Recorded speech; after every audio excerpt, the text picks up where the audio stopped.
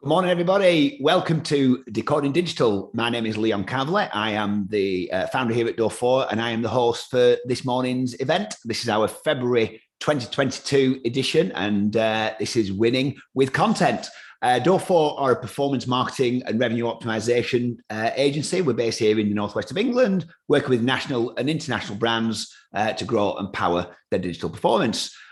Today's event, Winning with Content, is a focus on how quality content in the right place at the right time helps e-commerce and lead gen brands really power the growth. And we're lucky to have four superb speakers from three great brands here today to share their knowledge and expertise.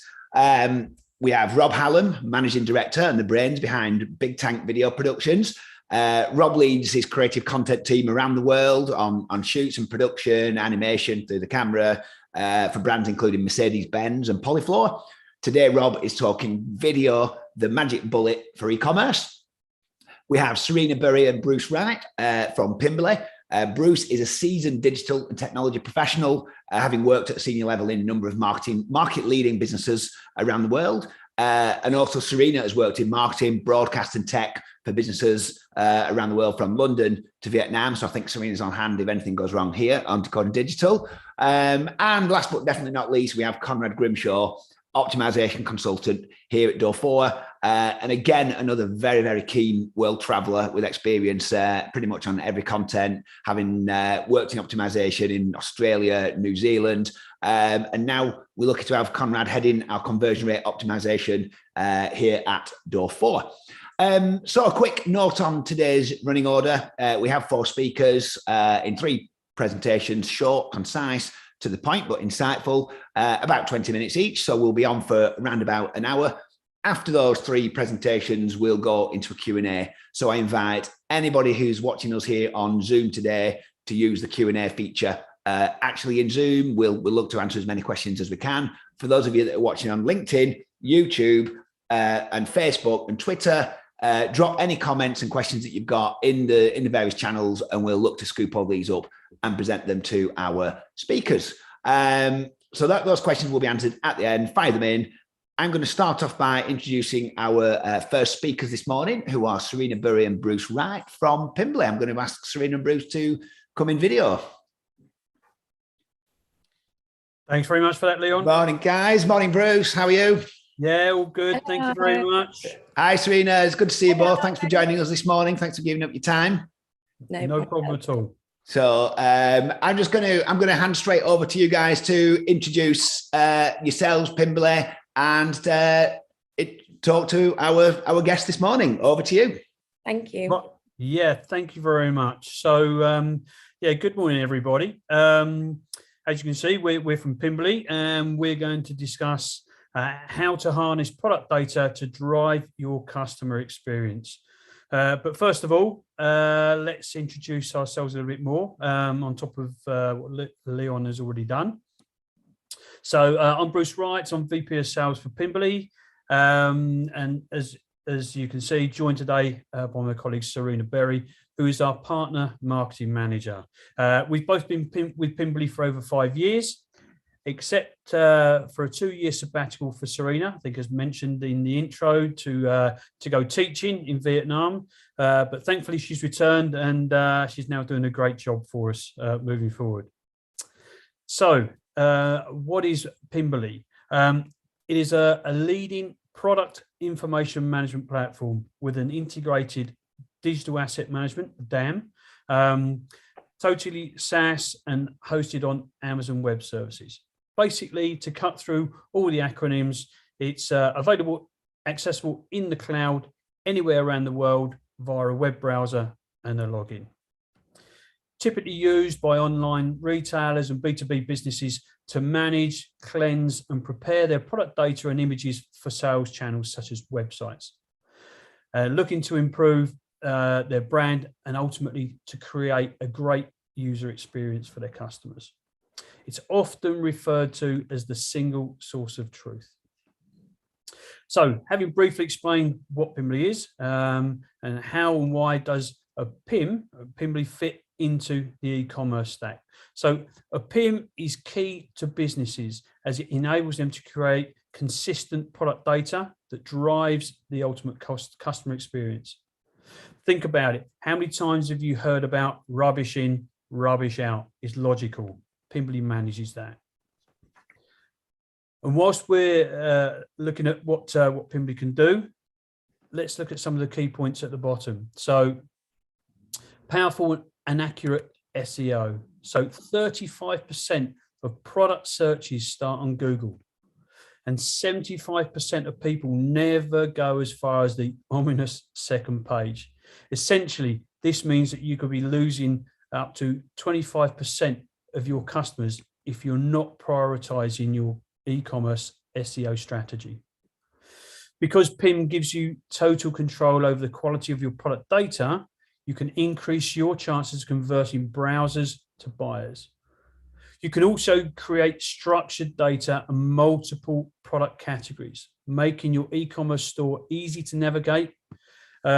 And search engines love structured data, and so do customers. So this is definitely something that will put you in good stead.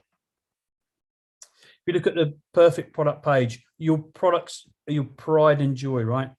So it makes sense to present them in the best possible light across all of your sales channels. Creating the perfect product page is an essential part of making your products resonate with your customers. But one size doesn't fit all. Incorrect product information accounts for 40% of returns, usually sizing issues being the main one.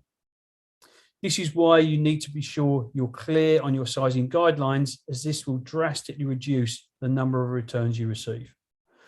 And once you attract people to your website, you want them to experience great product data, images, and layout. This is often where online retailers can differentiate against the competition and achieve the goal of having sticky customers. Then if we move to the buying psychology, being able to adapt quickly to buying events such as Mother's Day, Valentine's, etc., is vital for businesses. If you can be the first to react to seasonal trends and lead the way on hot trends, this speaks highly in the buying psychology of customers. And when you add in the ability now to track individual consumer buying habits, being able to act quickly and accurately provides a competitive edge for retailers, which is really important in such a competitive retail world today. What's equally as important is letting them know why your product is better than the rest. Here, you should be thinking about the pain and pleasure points of your customers. What problems are you solving and how? What will they gain from buying your products? Will they see the results you're looking for? Create these visions to get your customers thinking that they must absolutely buy what you're selling pronto. Humans process images and video around 60,000 times faster than text. This is why product images and videos can massively improve the user experience and play a big part in converting. If we move on then to omni-channel touch points, often retailers are selling via different channels. So it could be the main website, it could be websites in different locales or languages, marketplaces such as Amazon, eBay, etc. Or they could be pushing out sales channels to partners or resellers. Having great product data fed by a single source of truth, Pimberley, ensures that consistency and brand values are maintained irrespective of sales channels. Mastering unique tones of voice for each channel is vital. Managing different versions of copy for the same product can be hard to master. Having an effective PIM system to hold these side by side can make all of the difference in nailing this part. So let's have a look at some of the challenges that a business would face. And just to set the scene, just have a look at the quote on the right-hand side. 80% of consumers would stop doing business with a company because of poor customer experience. I mean, that is a pretty hard fact to be dealing with. And so how does a board react knowing that they could be potentially losing 80% of customer return business? It's a massive, massive thing to deal with. So typically what businesses will look for are the main KPIs, which we've got on the left-hand side there. So looking at conversion, AOV, which is average order value, return rate, cart abandonment, and customer support.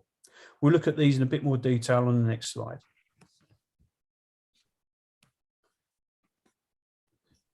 So how does we look at those KPIs and how implementing Pimberley will assist them achieve what they're looking for, a great shopping experience. So on the left-hand side, we have the KPIs as we saw in the previous slide, and then moving across, having implemented Pimberley, we then look at the benefits that they can gain. So on conversion, they will want to make sure that they convert as many visits to sales as possible. A great website with rich content and the latest product offering will be attractive to consumers, will make them want to buy instead of searching elsewhere. So speed to market is really, really competitive. Average order value. Once you have a buyer on the hook, looking to purchase, you want to present them with a good, attractive options to add to their basket. Cross-sell and upsell, easily achieved. Return rate, this is a big issue for retailers currently and how they can reduce it. Good, accurate data that does not misinform, whether that be visually, via images or attribution, sizing, descriptions, etc. This helps to provide a true description of what the consumer is looking to buy, removing the room for error and ultimately return. This really, really helps address this major issue. Cart abandonment. People abandon carts if they find a better offer elsewhere. This is down to a lack of confidence in buying, overcome by great data, looking to ensure that they provide the confidence that they will be getting what they're looking for. This also builds customer loyalty. And finally, if you look at the customer support, if you have high customer support activity, this could be the sign of a bad website. A great website will reduce the load on the customer service and will allow them to become an added value to the customer experience. This ultimately results in better use of your internal resource and ultimately improved customer experience. So if you're still unsure about having a PIM, let's have a look at what could go wrong. So we've got, let's have a look at two very expensive examples for differing reasons. But first, I'll let you read the screen.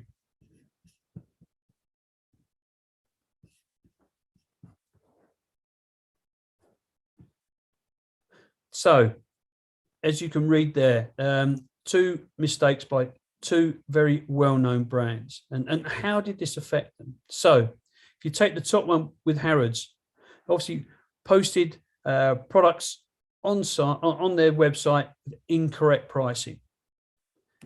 Consumers then came on to buy those products.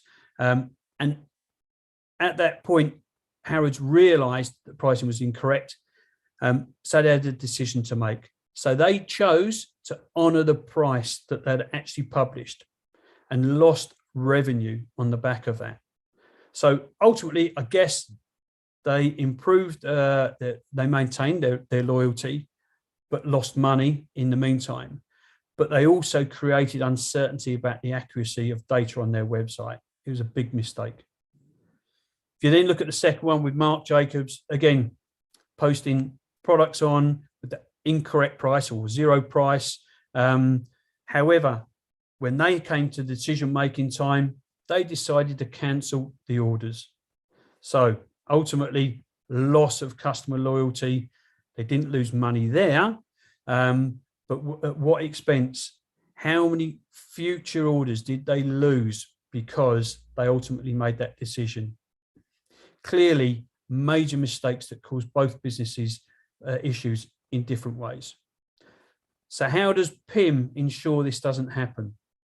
Without getting technical, Pimberley can provide product life cycles driven by workflows that are configured to ensure that pricing can be validated before being released to a sales channel.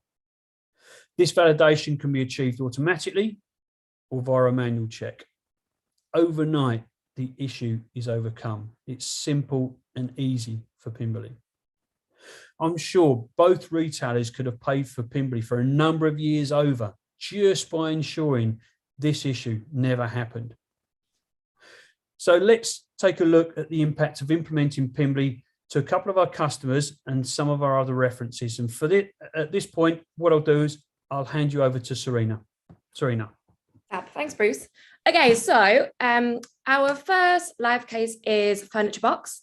They are an online furniture business, very much dedicated to providing beautiful, quality and affordable products. So brand image is very important to them. When they came to us, they had kind of three main challenges in managing their product information to drive this customer experience. So let's look at the first one. The first one was they were already selling across 5 main channels, but they were managing all of this in spreadsheets. It was a very manual process, very much open to human error.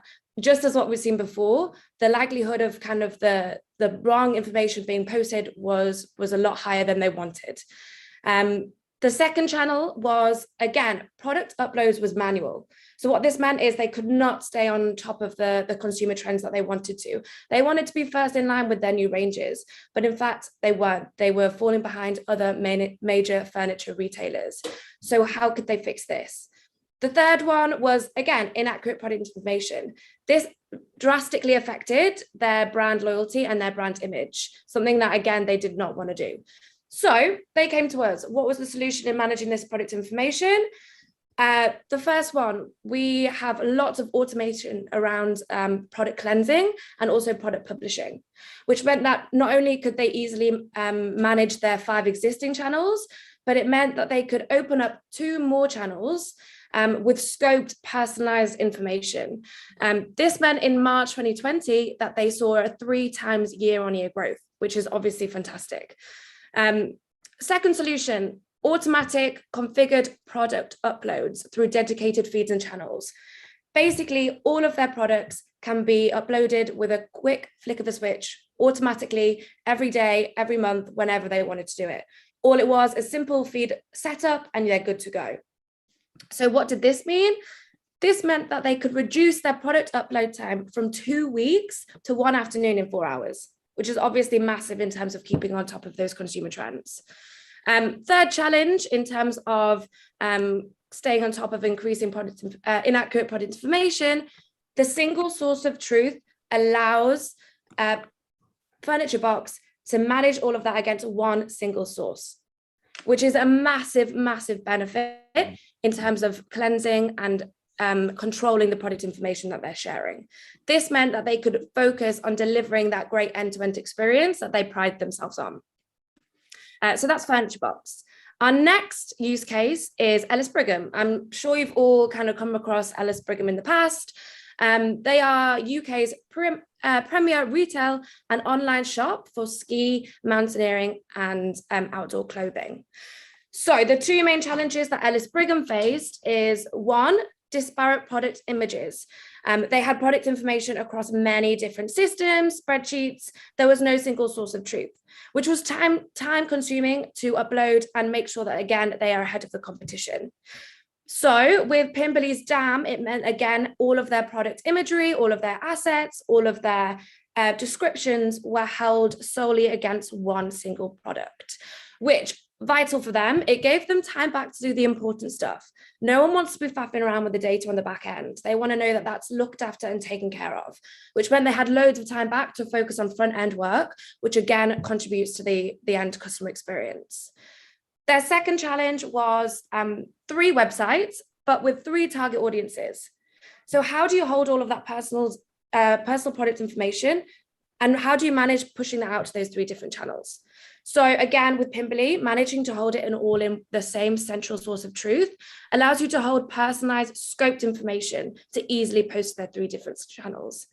The benefit, again, was relevant tone of voice, which pleased the customers. They got the experience that they wanted to have on that site, and it was very targeted, which again drove their AOV and also their conversion, which is a fantastic kind of result for two of our main customers there. Moving on, I'm not going to cover all of these. I'll let you read them all yourselves, but just a couple to pull out, I guess, from these fab quotes. Current body, Bruce has mentioned we're Manchester based, we're kind of northern and proud. Current body and JD are also kind of Manchester or northern based. These guys found Pimberley to massively help with their customer experience through either time back or just massively improving their product data experience on their website. I'll let you kind of take these in separately, but I guess for us to kind of round off today, what we kind of really wanted to draw upon is actually, like, our customers love Pimberley, but also they love the fact that we look after every part of the sales aspect.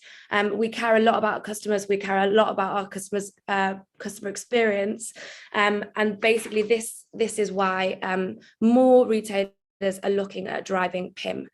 So I guess the final kind of closing statement that we want to leave you all with is we hope you understand or begin to see, if you're not already, how product data can be the driving force behind your business. We look forward to kind of opening and receiving any questions a bit later on at the end of the session. Thanks very much, Serena. And I'll echo that. We look forward to any questions you have at the end of the session. So thanks very much for that, Leon, and we'll hand it back to you. Thank you very much, Bruce. Thank you very much, Serena. Thanks for joining us there. And as a digital agency, I can certainly testify that product data and lack of consistency, lack of the single source of truth is probably one of the things that we've seen can cost businesses an awful lot of money if they don't handle it properly. So yeah, hopefully that's been really useful information for those e-commerce brands that are at maybe that earlier stage of their journey. So thanks very much again. I hope you can stick around with us for the Q&A after our next couple of speakers. Thank you very much, guys. Thanks. Cheers. Thank you. So with that, we're going to move now on to our second speaker of the morning. And I'm delighted to be welcomed by Rob Hallam, who is the Managing Director of Bigtank Video Productions. Rob, can I welcome you into Vision, please? Good morning, sir. You can indeed. Good morning, Leon. How are you feeling? Fabulous. And thanks to Serena and Bruce for setting the bar extremely high. I'm nervous now. You know, that's you've got a lot to live up to. But thanks to you guys for giving us the opportunity to be on the panel this morning as well. Cheers, Rob. A high caliber throughout the series. So. Having been around you presenting before, then I think you've got nothing to worry about. So today you're going to be talking about video, the magic bullet for e-commerce. Is that right? Yeah, with that cheeky little question mark at the end, which I'll come to. Little question mark. So, yeah, keep them intrigued. Superb. But yeah, that's what we're looking at. I'll hand over to you, Rob. Over you. You can take the stage. Thank you very much. Good man. Thank you, Leon. And again, thanks to all the team there for the opportunity. So yeah, I'm Rob Hallam. I'm the Managing Director of Bigtank in our 17th year. Time flies when you're having fun. 17th year of creating animated and filmed content for clients of all shapes and sizes. But essentially, our mission during that time has been helping clients cut through the fog of marketing, engage with audiences, cause positive actions or create positive actions, and in a lot of cases, sell more stuff. So today I'm focusing on video within e-commerce. And I mentioned to Leon there about the question mark, and there's a reason for that, because video is incredibly powerful, but I've got a few caveats to look at with you. So not got too many slides this morning, and hopefully there we go, I pop up in the corner. First of all, I want to look at some of the statistics around the use of video, and then the reality. I'm sounding like a cynic now, and if there's any other video producers watching, they're thinking, stop talking, where's he going with this? But it will all make sense. The opportunity that we've got, because it's absolutely massive, just listening to Serena and Bruce there about the way you can capture data and really grab hold of your audience. You know, if you can then engage with them and give them meaningful content, meaningful interactions, then the sky's the limit. And then this morning I've got a few success stories to look at. But talking about the statistics, so you do a Google search, why is video good for business? And the stats are always very, very impressive. I've got a few here. 87% of marketeers say video gives them a great return on investment, and these are all validated. We know that video is watched all over the world all the time. 80% of marketeers, videos increase sales, and 84% have been convinced to buy a product or service by watching a brand video. So you see those stats, you think, well, wow, it's great. Have video, they will come. So video really is a magic bullet. And the answer is, well, yes, and no. And the reason I sometimes take umbrage at the stats is it does just suggest that whether you're doing, video as a thing, whether it's on your phone, whether Hollywood are doing it, whether a production company are doing it, just pop video out there and it will work. And that's absolutely not the case, because we're a very increasingly, discerning audience. We're bombarded with so much content that we get very more sort of Skippy, and Bruce mentioned that word about getting your clients to be sticky with you. We're almost expecting to delete content, or it's sort of, popcorn, bubble gum that we just dispose of. So for video to work in the commercial world, which is the world that we work in, it's only going to be effective if it's relevant to your audience. We quite often get asked, can we create a viral video? And if we could do that on command, then I would be talking to you from a yacht. In fact, I probably would have just retired and I'd be on an island somewhere, because viral videos, generally happen by accident. They absolutely catch the moment something happened and they go viral. They're very rarely sales led or commercially driven. Your content's got to be engaging to your audience. So, you might be doing something about golf clubs and it's hit an audience who like golf. But if you've missed the mark and you've missed the tone, and you're not talking to them in the right way or giving them content that's relevant, well, it's not engaging.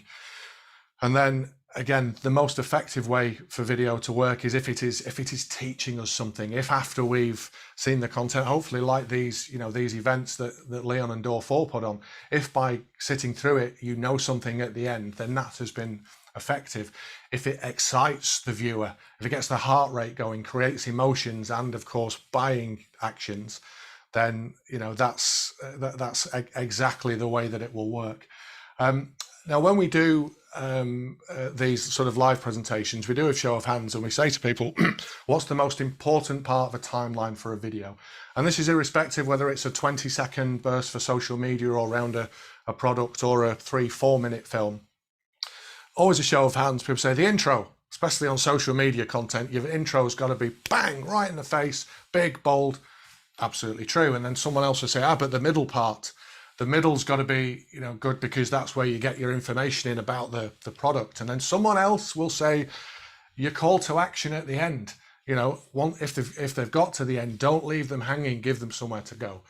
And they are all absolutely correct and valid points. But for us, the way we look at it, the most important part of a video's timeline or lifeline is when someone has stopped watching, because when that video is not with them, playing, are they then going to click through to buy a product? Are they then going to pick up the phone or think, wow, I'm going to download this white paper now. That person sounded like an expert. I want to know more. And that's all we're looking to do with video, is to create an action afterwards. And I think it's a bit like, I don't go to the cinema as much now, but you can go and see a film, and when you come out in the car park, your mind's blown, you get to work, you're telling people about it. And equally, we've been to see films, especially a lot in the 80s, because I'm of that age where it's, wow, you come out and you've forgotten about it, you can't remember the title. So what we're looking to do is make sure video creates actions. So the big key thing is, and when clients come to us, they say, well, how can we make sure that video works hard for us?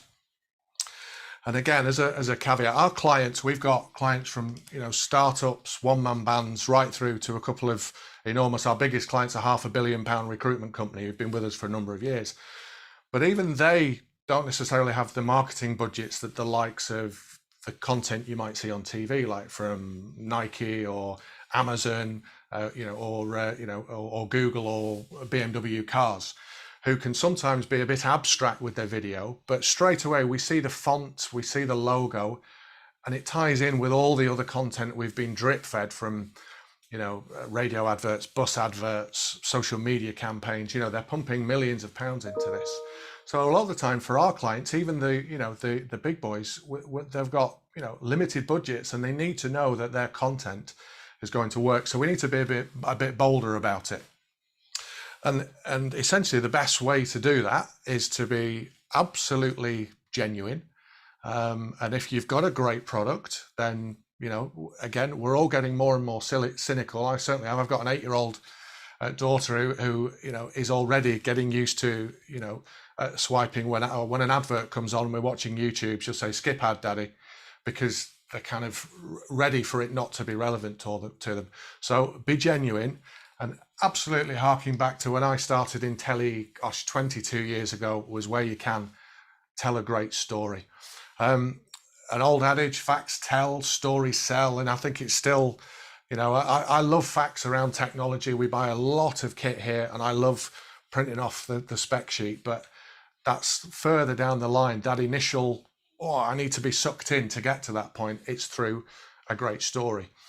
And when we say story in video, it's not necessarily like a Jane Austen or War and Peace or that kind of story, but something that, again, because we want that E word, engagement, something that will absolutely engage with your audience. So, for example, if you have a product that stops fell running shoes, the laces coming undone, instead of just putting content out there that says our product stops laces coming undone, wrap a story around it. The thing when you're out on the moors and it's freezing cold and you've got your gloves on and your laces come undone, what a pain. Well, our products. So your audience is relating to that. They have a story that they can relate to. And that's a really, really great hook and a way to get people engaged. And the other thing to do is know your audience as deeply as you can. And again, with some of the metrics that we've already, heard about, and I'm sure we'll hear later on today, to identify your clients. These are all really powerful tools to tie in to video, because the most effective video is when the audience feels like you're talking to them. Wow, how did they know that I was in this mindset, and create a video accordingly? And again, when you're on, I suppose, not just limited budgets, but limited time, when we look at all the platforms that are available to us, again, a lot of clients will come to us and say, wow, there is not enough time in the day to hit all of these. But, and special the live ones, and there'll be a few more, I'm sure, that's been launched this week that will change our worlds. But they say there's not enough hours in the day. And the answer is you don't need to use all these platforms to be successful, with marketing, certainly with video. Because, again, as Bruce said earlier on, there is no one size fits all. So the recent poll by HubSpot was showing that YouTube is still the top of the marketeers list, but then LinkedIn has come right through, surpassing Facebook and Instagram. And again, powerful stats. But for us as a company and a lot of our clients, YouTube isn't the golden spot for it. It's targeted campaigns on LinkedIn. It is so powerful because we can create content designed to hit for heads of marketing agencies and marketeers in the companies we want to attract, and get video right in front of them. Yes, we may well upload it to YouTube as well. Another one of our clients who work in cosmetics industry, that TikTok, Instagram, and Facebook, massive for them for their content. LinkedIn isn't really the right platform, and there's no problems with putting everything on everything if you've got the opportunity. Certainly. YouTube's second most used search engine, in the world. And when someone does a Google search and that thumbnail comes up for a video to click, it's wonderful. But we're limited on time, we're limited on budget, we need quick returns. So that's where we can eliminate a lot of the platforms and just go for the one that we know is likely to work for us. So I'm just going to move on. I've got 3 examples now of content that's worked extremely well. Different budgets, different approaches, but I'm just going to talk a little bit about, again, before we get the cameras out or we get the creatives on the content, it's that groundwork again that will really make sure your video is going to be effective. I'll just have a little slurp of my coffee. Thank you. Oh, cold. So we recently did a project with Argos, Geo Laptops and Xbox Live. And this was for a laptop and gaming package. Now, straight away, when we look at the price that this is going out at, 32,999, this isn't aimed at high-end gamers. I've got some friends who spend thousands and thousands of pounds on gaming computers and setups. Equally, because this product is getting people with headsets on and getting in their own space, it's not for very young kids. So it's young people, young teenagers. And again, at that sort of price point. So with all that, we do a promotional video to show this package, and the spec for it was just under a minute. Now, I would actually, the thumbnails underneath, one of these, this is a screen grab, by the way, but as you scroll along is video. And I always say, get your video as your first one, because when we're shown posts, when things are shared on social media, it is a fact. When we see a video to click, we click it instantly. We're almost preconditioned now that when we see that play icon. But this one's tucked away a little bit, not disastrous by any stretch, because this campaign worked really well. But visibility, get it out there so people can see it. But then there's specs, there's more information, but a video is a very, very fast sell. I'm just going to play it now. I won't. I'll just let the music start, and then I'll talk over it.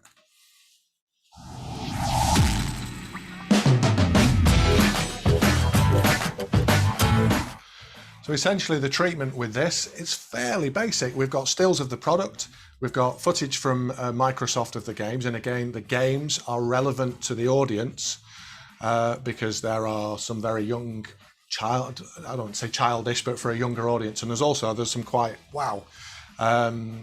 horrific gameplay. I'm sure any of us with older kids will know about that. But so that's relevant. We're not, the fact sheet for this laptop is this long.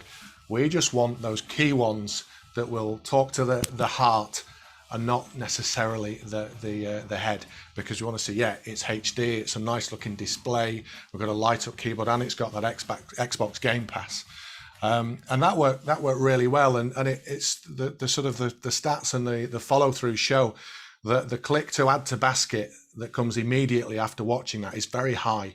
But even so, as I said earlier about it resonating with people, even if they're like, okay, wow, great video, and then look at other products, if that's resonated with them, they'll come back to it thinking, actually, nothing sort of looked quite as exciting as that. And that's what we're doing. We're getting that heart rate going. This isn't an instructional video, a 10-minute thing, how to log on, and that's not what that's designed for. To another quick example here. So this is for cosmetics. Biggest market for these is in the US, particularly in Target chain stores. Although actually the product is made in Morecambe, they're at Design Plus. Lovely people to work with, but they sell their products globally, and the US is a massive market. So here we can see the third thumbnail down is a play icon, and that's great. I like to see that. It's only a low value product, but the play icon there, we want to show people how to use the product. We want to show it in a cool way. And this was the treatment that we produced for this.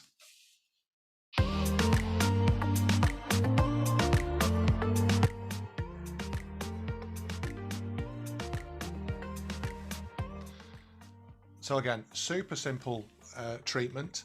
They're very pretty ladies that came in to model, but they're normal. They're not supermodels, anything like that, not being disrespectful.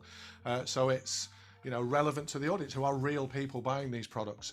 There's no voiceover on this, and that's so that we can easily reversion it into Spanish and potentially other European languages as they come online. And work really well, and it's done in a style that's relevant to the audience. These videos are used on TikTok, on Instagram. They absolutely pop them out there, and it gets people talking and sharing them. Simple approach, but work really well. And the last example is probably one of the most simple approaches that you can have, but that will work, be super effective. And that's if you have experts in your business who can talk fondly, passionately about products, then that's a great way to get them on screen. So here we have Parker and Landon. very, very American, but very, very successful. Now they're actually filmmakers, but essentially they review equipment. So the covering shots that they use are quite lavish because it's part of their job. But essentially, this is two guys doing kit reviews.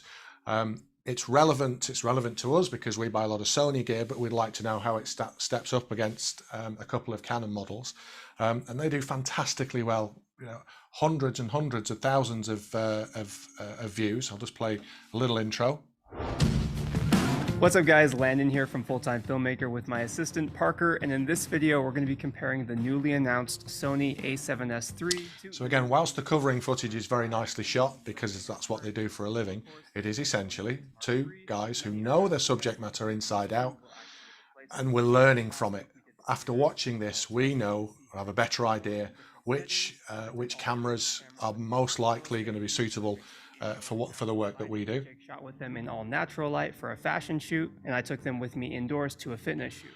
They're building trust with us that we know they know what they're talking about because they do it for a living, and essentially a very relaxed approach. As our main go-to camera. Now we're going to be focusing on comparing and they have some of the greatest teeth that I've ever seen on video. So I'm every time I watch these, I think I must get down to the dentist for my Hollywood smile. But yeah, really effective.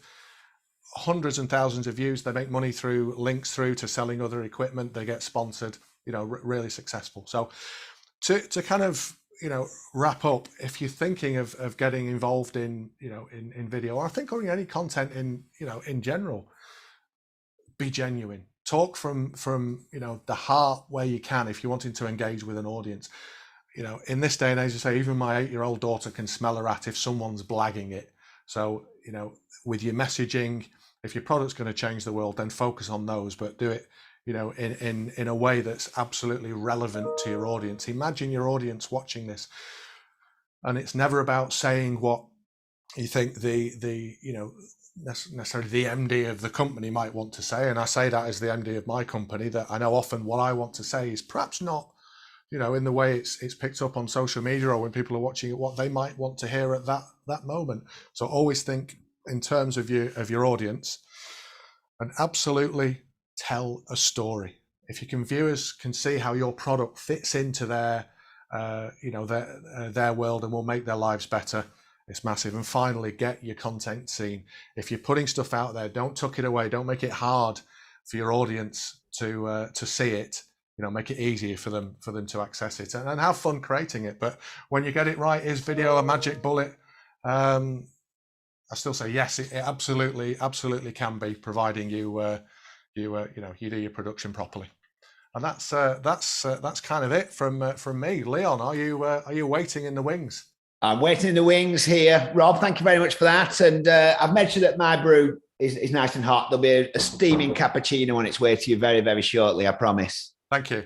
Thanks very much for that. That was fantastic, Rob. Looked great and superb tips there for pretty much any brand and any individual looking to use video to really maximize the business, e-commerce or otherwise. So I hope you're going to stick around for some Q&A in about 20 minutes, Rob. Thank you very much. I will see you shortly.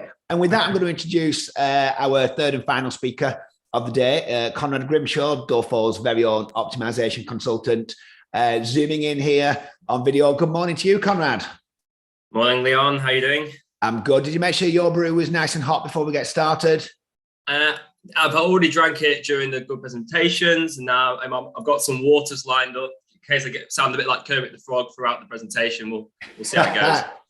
Fantastic. I'm going to hand straight over to you. I think your presentation this morning is the human brain, understanding your audience, persuading your audience, even. Yeah. I've changed it within the last half an hour to persuading your audience. I go into a few things that Rob was touching on in terms of persuading your audience with the things he was mentioning. So I'll just dive into it, shall I? Superb. Over to you, Conrad. Thank you very much. Okay. Cool. So I'm going to talk to you about the human brain. Just going to move myself out of the way. So it sounds like a bit of a wishy-washy subject, but there's lots of research done to the human brain, and the concepts are really useful to understand, how users navigate and progress through your website. So we make around 35,000 decisions every day, from the mundane, such as, what do you have for breakfast, or more complex decisions, such as, a high-value purchase, such as buying a house or buying a car. So all of this goes on in the privacy of our brains, except it's not so private or unique. It's as humans, we're like pre-programmed to behave in certain ways in particular situations. The ancient Greek philosophers, Plato and Aristotle, sort of pioneered this. We're still using some of those theories that they came up with, 2,000 years later. But it's now, I'd say now in the last sort of 100 years, we're really, starting to understand human behavior to a point where marketers can be like using, probably should be, can be and should be using these learnings to help users progress through your site and persuade users to convert into a paying customer. So fast and slow. The idea of thinking fast and slow is a concept from Daniel Kahneman. He's a Nobel Prize winning psychologist. Basically, humans have two different modes of thinking, not two different like parts of the brain. We're talking about ways of processing information. So there's system 1 and there's system 2. And these are like polar opposites, but they're in control of everything you do, every decision you make. So from your relationships with people to understanding, shopping behavior online. So system 1, as I mentioned before, this is your fast brain mode. It's also known as the new brain. So you would describe this as intuitive. You feel comfortable using it. It works in your subconscious, and it can be very automatic, emotional. For example, without having control over it, you instantly know the answer to the question on the slide. 1 + 1 is jumped to your head. You already know it. The answer is 2 if you didn't know it. And we have system 2. This is your slow mode. They call it the old brain. To describe what this would be, it would be like analytical decisions, logical. It takes a lot of effort to use, and we use it much less than our system 1 brain, because it's not automatic. It doesn't feel natural to use, causes a bit of anxiety. So as an example of slow thinking, you might not know the answer to that question on the board there. It's 13.5 times 47.2, and neither did I. So I used a calculator. The answer is 637.2 if you didn't know. But either way, it doesn't matter what the answer is. You've activated your slow brain trying to figure it out. If some of you got it, well done. But unlike the system 1 example, it didn't jump to your head. You had to go into a deep analytical processing to even start working it out. So you get it, right? It's system 1, you feel at ease, comfortable. We don't have to put conscious effort into it. In system 2, you feel strained, a bit anxious. It's almost painful. And humans are programmed to avoid pain. So when it comes to websites, we want to create as much as a system 1 experience as possible. If the conditions are right, our brain is it's more than happy to make snap judgments and progress through your site. So we want to make fast, effortless, emotional decisions, relieving them of any type of friction, but would make people question what they're doing, and well, not like that. But yeah, and activating their system 2. That's what we want to avoid. If they activate the system 2, they're potentially preventing them from, completing their action or which is purchase or sign up or whatever you're trying to get them to do. So it's the responsibility of your aesthetic, it's your content, the structure of your website and components, and the functionality of your website to really create the right conditions for your customer to make the decisions they need to make. So in this example, the one on the left is it's uniform, it's conventional. People understand the content structure. It's how to use it. It can you can effortlessly navigate it through that website.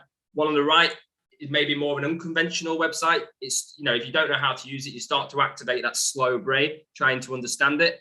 It causes a bit of discomfort, and you might struggle to progress through the site due to being frustrated. Just going to touch a little bit on brain chemistry. This is sort of where it becomes relevant. So human behavior is strongly influenced by brain chemicals such as dopamine and cortisol. So dopamine is your reward mechanism. It's released when you being exposed to being rewarded. It's the joy you get when you find things that meet your needs. So this is what we're looking for in system 1. And then you have cortisol. It's also known as the stress hormone. It's very stressful. This is what you produce when have that feeling of fear, stress, anxiety. And that's when you start activating that cortisol in your brain. basically you want to avoid triggering cortisol with your customers. So, things that, increase cortisol levels on a website, is too much pressure. So you promise something that you can't deliver. This could be, could be a big thing or a small thing, such as like a CTA navigating a user to an unexpected location at the wrong time. Lack of clarity. So having an offer that people can't understand, or too many options, something like that. And then you've got disempowerment. So this is where users don't feel in control of the situation. And then you've got multitasking. So, trying to get users to do many things at once, too many CTAs, too many product options. And the list goes on. So what I wanted to do was to use persuasion techniques to provide shortcuts to help you stay in system one. So I'm going to take you through a few persuasion techniques. Probably the first 6 or 7 from Cialdini's Principles of Persuasion. But I'm going to go off piece a little bit and present a few more and then wrap it up. So I always struggle with this word, so I'm going to give it a go. Reciprocity. There we go. I was probably right. This is basically where you give something for free and you get something in return. So for example, receiving a document in exchange for your contact details, pop-up banners, which offer you a discount in return for an email address. So in this example here, you complete a quiz about your business and then you get the results, but you have to give your contact details to get those results. You see, you've already committed to it. So persuading you to give information in return for something you're after. We have commitment. So once you've committed to something, you're more likely to go through and deliver on that commitment. So sometimes starting the process is the hardest part. It sometimes helps to present a small bit of information, give them a small commitment before presenting them with a large commitment. So in this example, you've got you have to enter your registration. It's quite a simple thing to do. Well, if you know your registration, you just type it in. But in reality, behind that, there's 4 more panels of questions to go through. But as you've already committed to that step, you're more likely to go through and enter the rest of the information. We have social proof. You're probably familiar with this one. I think we've talked about it in the last 2 talks. It's about getting validation from others. Humans are, social by nature and feel it, it's important to conform to social norms. We'll look to other people to validate our decisions. A bit of that. So this is where we, use customer testimonials and reviews to really encourage people to trust your site, trust your products, and so on. Cool. Then we have authority. I wish I didn't use this example, Mr. Amon. So using public figures, to make a case for you and back up your claims. So that, can be things like titles, like doctors, people in uniform, like army, or those guys in the high vis. They give people authority. So on websites, you get celebrity endorsements, like Jamie Oliver promoting, and this works on video as well, promoting cooking equipment and Hot Point dishwashers. And you've got testimonials and such as Eamon Holmes here. He's promoting equity release. But if I was cool, I'd probably go with some modern influencer. But I'm obviously not cool enough. Then we have liking. So this one seems a bit obvious, but do you resonate with your audience? Do they like you? So you're more likely to succeed if you're liked rather than disliked. So websites get this message across with their brand. The About Us page is like the perfect place to look and place to start, but it should spread across through your website. So display company values. There's ones where you have a really interesting staff profiles where you can really understand the people behind the company, really useful to making people convert on your site and really help people resonate with your audience, and carry it through your site as well. Then we have scarcity. So this is when you believe something is in short supply, but you want it more. So this is can be done using sort of quantity or time. So like hotel booking sites are really good at doing this. They give you a discount based on a limited supply. Like I know they've got more rooms, but then they say they've got more rooms at a different price. So it makes you think, oh, I've got to book it right now. Booking.com's really nailed that one. And then there's Amazon as well. They also do this well with their deals, unlimited time frame deals. So it ends in 4 days at that price, and then it'll go back to the original. But reality is there's probably going to be more sales, but it's just, it's scaring people into the idea that they may not get the great deal on offer. And then we have unity. So are you part of the group? So by using the same language and the imagery as your audience, it creates a sense of unity. So it's that, one of us mentality, you're part of the crew. Outdoor brands do this really well. So, here they're using words like casual, they're using, activism up there, and that they've got a sustainability message, that really relates to their audience, to use casual multiple times. This there was actually accompanied by a photo of a very casual man walking outside and, with his dog, very happy, smiling. So you can see the sort of target audience they were trying to get, and the casual approach to that, and it really worked. I could have bought something. I'm very casual. Then we got focusing. So we only have the ability to pay attention to a few things. So by providing too many options, customers aren't able to decipher your offer or what your USPs are. So on your website, you want to focus on your best USPs. Free is probably the magic number, as you can see here. Some of those USPs should be ones that make you unique or different to your competition. But the idea is don't focus on too many. Then we have context. I hate this guy. We tend to forget about things when they're out of context. The amount of ads you click through and pages which aren't relevant to the advert happens quite a lot. So you want to create a consistent brand and use cues from previous visits, previous adverts to really help them remember. Obviously, this little meerkat is hard to forget, but you'll know, and what they do is throughout the adverts, everything, they use all the same imagery. You can see the little robot there on the advert at the top, and on the main website, main landing page. It's all there and really drives home that brand awareness and and giving you context. Then we have self-generation. It's also known as the IKEA effect, hence why I've used an IKEA example. So the more we put in something, the more we like it, essentially.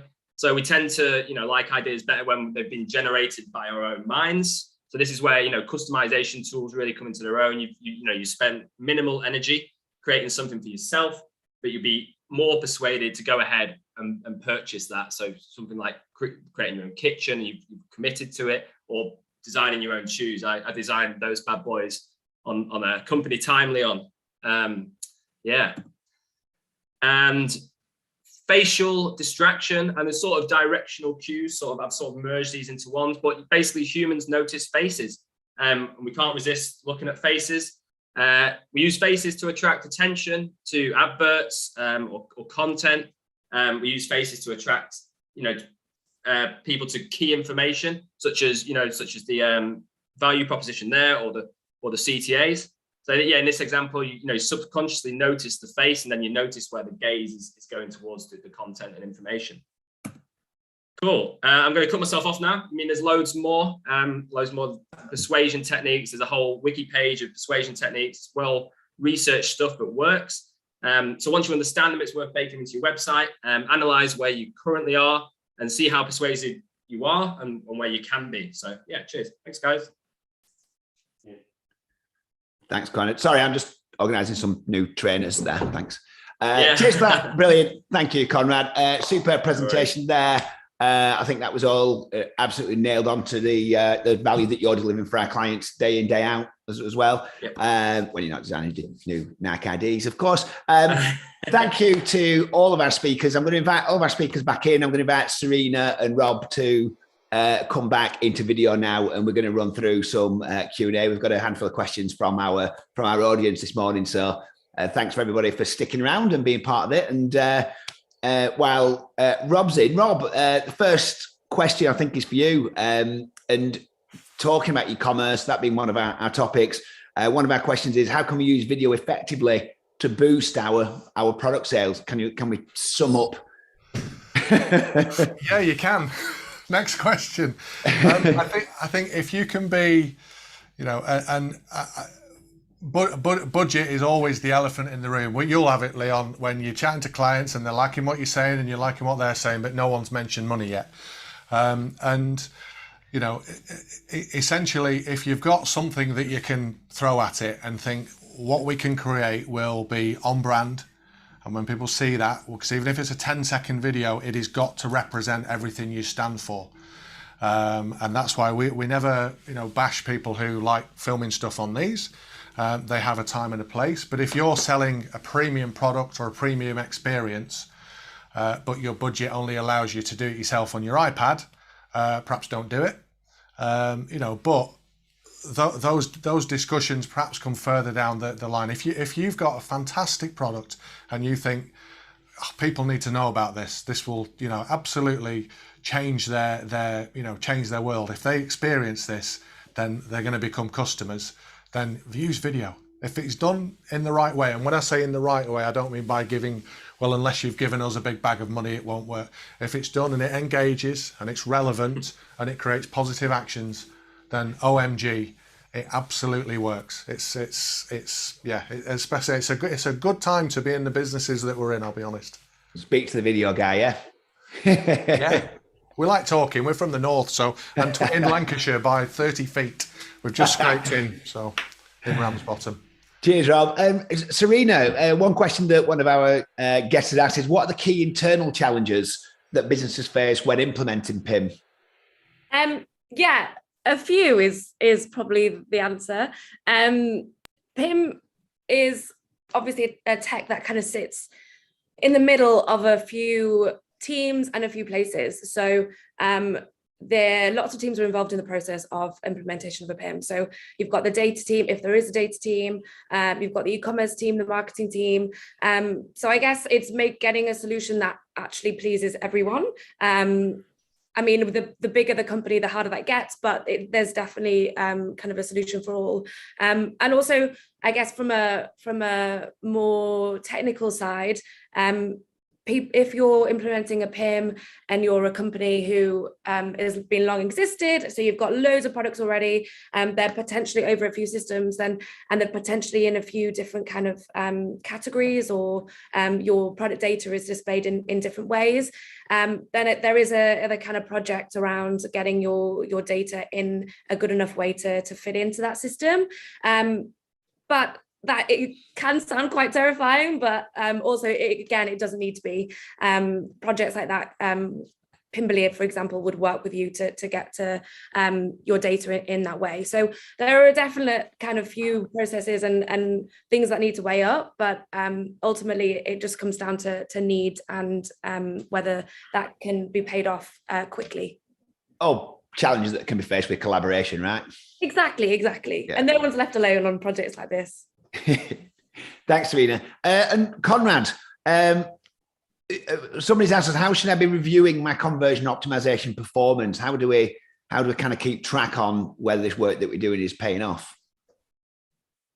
So I think the best thing to do would be, to really break down where you are currently, assess, your key high traffic pages across your website, visually go through them, score your content, score your design, score your component structure, and just look at how persuasive you're being. Really try and tackle the lowest scoring areas and use A/B testing to do things faster. Basically, you're able to test and get really fast results and test in small areas, and just really try and work on your audience.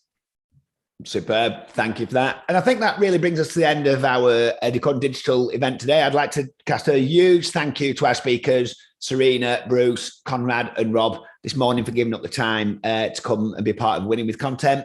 We're looking forward to the next event, the details of which will be announced soon. And we're delighted that we've got a Decoding Digital Live coming out in the northwest of England in the next few weeks. More details to follow. In the meantime, if anybody's got any suggestions for speakers, whether that's you or somebody else that you'd like to hear from or content, we'd love to hear it. I'm Leon Carvley. This has been Decoding Digital from Door4, and we'll see you next time. Thank you.